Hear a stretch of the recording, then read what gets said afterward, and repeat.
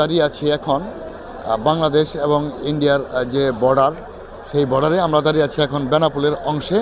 এবং আপনারা জানেন যে এই বেনাপোলের পরের অংশ, অর্থাৎ আমাদের বাংলাদেশের অংশ বেনাপোল, ইন্ডিয়ার অংশ হরিদাসপুর।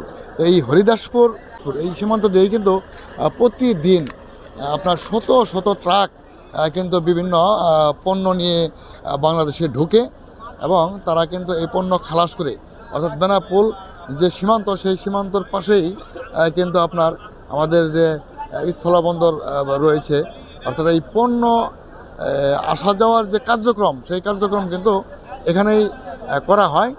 তো তো সেই দৃশ্য আপনাদেরকে দেখাচ্ছি।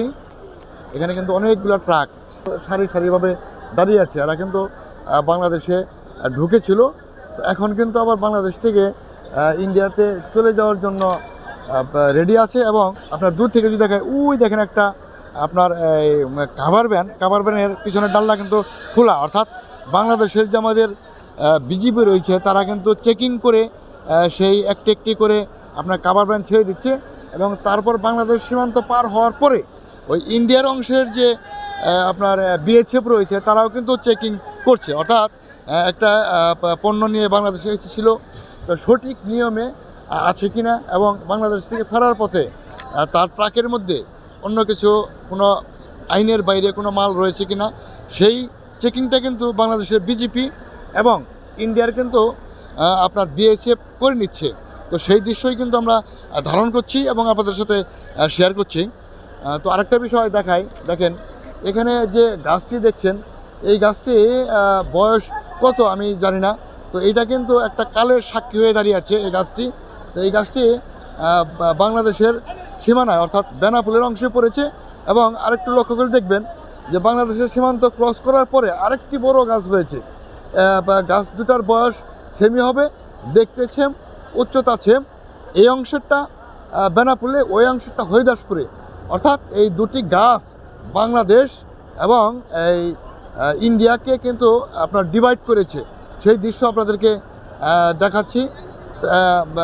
এই যে দেখেন এই যে এটা কিন্তু ইন্ডিয়ান গাড়ি যাচ্ছে, এরা কিন্তু প্রোডাক্ট নিয়ে বাংলাদেশে এসেছিলো, আবার বাংলাদেশে মাল খালাস করে কিন্তু এখন আবার ইন্ডিয়াতে ঢুকে যাচ্ছে। সেই দৃশ্য কিন্তু আপনাদেরকে দেখাচ্ছি। আর প্রত্যেকটা গাড়িতে কিন্তু ইন্ডিয়ান নাম্বার রয়েছে। দেখেন আমি একটা গাড়ির নাম্বার আপনাদেরকে দেখাই। আমাদের বাংলাদেশের যে নাম্বার রয়েছে, সেই নাম্বার প্লেট এবং ইন্ডিয়ান নাম্বার প্লেট কিন্তু এক নয়। দেখেন ইন্ডিয়ান গাড়ির নাম্বার প্লেট, অর্থাৎ এরা 100% আইনিভাবে বৈধভাবে বাংলাদেশে পণ্য নিয়ে এসেছে এবং পণ্য খালাস করে আবার কিন্তু বৈধভাবে বাংলাদেশ থেকে রিটার্ন যাচ্ছে। অর্থাৎ বাংলাদেশের সাথে যে ইন্ডিয়ার বাণিজ্যিক চুক্তি রয়েছে, বৈধ ব্যবসা বাণিজ্য রয়েছে, সেই ব্যবসা বাণিজ্য কিন্তু চলমান। আমরা কিন্তু অহেতুক কিছু কিছু জায়গায় কিছু মিথ্যে ধারণা বা মিথ্যে কথা বলে থাকি, তো এটা কিন্তু আসলে ঠিক নয়। তো হয়তো বা বাণিজ্যিক সম্পর্কটা আগের সাথে একটু কম, কিন্তু বাণিজ্যিক সম্পর্ক বন্ধ রয়েছে এরকম কিন্তু নয়। ওই শেষে সকলে ভালো থাকবেন, সুস্থ থাকবেন, নিরাপদ থাকবেন।